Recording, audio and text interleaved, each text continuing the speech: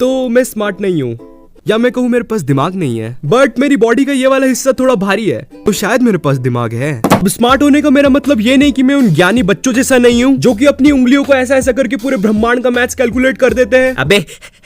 अबे उसको ना अबेकस कहते हैं, चू, और इसे कुंगफू कहते हैं, साले चू। मुझे 6+7 अपनी उंगलियों पे काउंट करना पड़ता है, बट खैर 6+7 का आंसर किसको नहीं पता होता है ना? 5 6 7 8। खैर ये वाले क्वेश्चन को अभी जाने देते हैं। तो जैसा कि अभी मैथ्स की बात हो रही है, तो तुम्हें मैं एक किस्सा सुनाता हूँ, मगर सॉरी टू से मैं ये नहीं बताऊंगा कि 11th की बात है, क्योंकि तुम लोग फिर सोचोगे कि कोई बंदा इतना बड़ा होके इतना गवार कैसे हो सकता है। तो एक दिन मैं क्लास में बैठ के मेरे दोस्त का होमवर्क छाप रहा था, और मेरे दोस्त पीछे बाकी बच्चों के साथ कुछ कर रहा था। मुझे पता नहीं क्या कर रहा था, मगर कुछ तो कर रहा था। शायद बॉम्ब वॉम्ब डिफ्यूज कर रहे थे वो लोग, या लगा रहे थे। खैर, तो होमवर्क छापते छापते मुझे एक क्वेश्चन में डाउट आया। अब नॉर्मली कभी ऐसा होता है तो मैं जो सामने वाले की कॉपी में पैटर्न बना होता है वही अपनी कॉपी में बना देता हूँ, मगर उस दिन मेरे दिल से एक आवाज आई, ब्रो इट्स हीरो टाइम। बस इतना सुन के मेरी आंखों में चमक आई और मैं मेरे दोस्त के पास चल पड़ा। ओए, ये इसका आंसर 2 नहीं आएगा तो क्या आएगा? उसने जैसे ही ये बोला, सारे बच्चों की नजर मुझ पे आ गई। उनकी आंखों में एक मस्ती सी थी, वो मुझे हलाल होता हुआ देखना चाहते थे। आयु, अब तेरे पास और कोई चांस नहीं है, अब तू पीछे भी नहीं हट सकता। मुझे ये करना ही होगा, इसलिए मैंने अपने दिमाग में सबसे हायर मैथमेटिक कैलकुलेशन लगाया और उसका आंसर दे दिया, इन्फिनिट।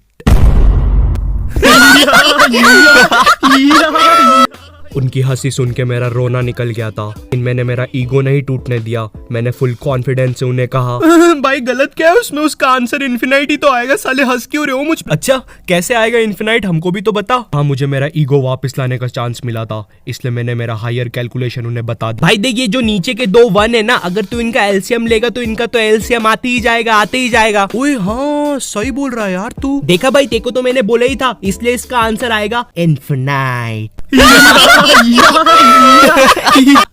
उस समय मुझे इतना गुस्सा आया, मुझे किसी को पंच करना था, इसलिए मैंने खुद को पंच मार लिया। अब ऐसा भी नहीं है मुझ में कॉमन सेंस नहीं है, अगर गेट इधर है तो मैं उधर नहीं भराऊंगा। अब देखो, मैं कोई अभी ऐसा नहीं हुआ हूँ, मैं बचपन से ही डम्ब था। मुझे याद है मैं 4th क्लास में कोचिंग जाता था, मैं नहीं था यार मुझ में उतना दिमाग, मैं बस एक मामूली सा डफर था। मैं नहीं था डफर, ये था। सब कुछ इसकी गलती है, मुझे तो सब कुछ आता है। वैसे तू ये कर क्या रहा है? अरे मेरी नाक क्यों कटवा रहा है? ऐसा तो नहीं था मैं बचपन में। पढ़ाई में पहले मेरा बहुत बुरा हाल रहता था। A for apple, A for apple। अब बोलो,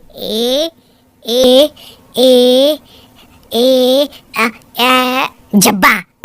मुझे 11th क्लास का हिंदी सब्जेक्ट बिल्कुल पसंद नहीं था। हमें एक चैप्टर था शिवराज सिंह और उसकी बर्छी, मतलब स्वॉर्ड और तलवार। अब मैंने पीछे वाले बेंच पे शिवराज सिंह को युवराज सिंह सुन लिया। फिर में एक लाइन आई थी कि शिवराज सिंह ने अपनी बर्छी से 14 सैनिक को घायल कर दिया, और यहाँ मैं पीछे वाले बेंच पर बैठ के सोच रहा हूँ कि भैंचो, युवराज सिंह ने कब से सैनिक पहनना स्टार्ट कर, और ये बर्छी को इतना हाईलाइट क्यों कर रहे हैं चैप्टर में? अरे मैं साइंस का स्टूडेंट हूँ, मेरे क्या काम आएगी युवराज सिंह की बर्छी?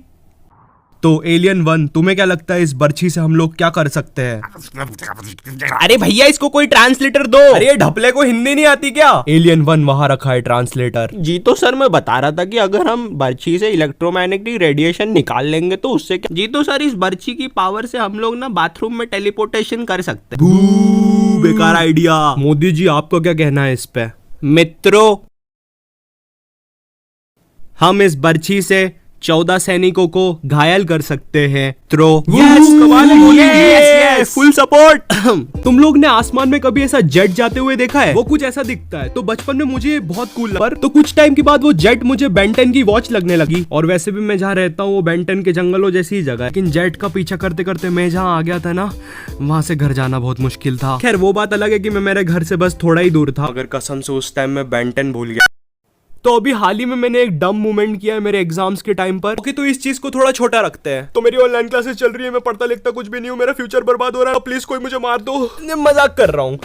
इतना सच कब से बोलने लग गया मैं वीडियोस में। तो हम लोगों का एक ग्रुप है, उसमें 9 मेंबर्स है। तो हम लोग ने डिसाइड किया कि एग्जाम्स में वाइवा के टाइम पर जो भी क्वेश्चन हमसे एक्सटर्नल पूछेगा, उस क्वेश्चन का आंसर बाकी लोग गूगल पर सर्च करके ग्रुप पर डाल देंगे। तो एक्सटर्नल ने मुझसे ग्रेविटेशन रिलेटेड कोई क्वेश्चन पूछा। मेरी एक दोस्त है रीत, उसने गूगल पे लिखा ग्रेविटेशन से रिलेटेड सबसे चोमू आंसर बताओ। भाई उसने केमिकल से रिलेटेड कोई क्वेश्चन पूछा था मेरे से। मैं उसको 5वीं क्लास की ग्रेविटी की डेफिनेशन सुना रहा हूँ जो रीत ने भेजी थी। Gravity gravity sir, gravity. भाई वो एक्सटर्नल की भी हंसी निकल गई थी पता है। और वर्स्ट पार्ट ये है कि अब मेरे जो ग्रुप में 9 लोग हैं उनको जीवन भर ये चीज याद रहेगी, तुम तो गए।